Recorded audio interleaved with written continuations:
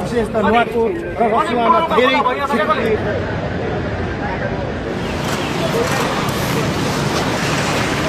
ल्याएर त्यसको शाखा बनाएर सम्पूर्ण संसारले जति भएको छ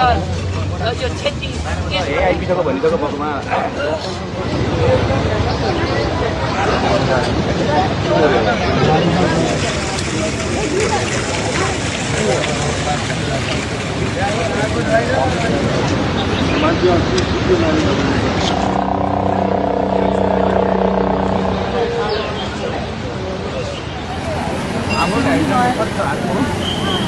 होइन गाडीहरू मान्छेले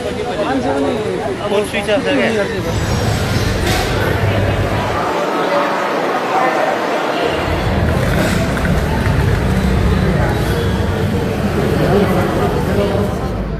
यो त्यस्तो अचेत अवस्थाको मान्छेहरू ल्याएको छैन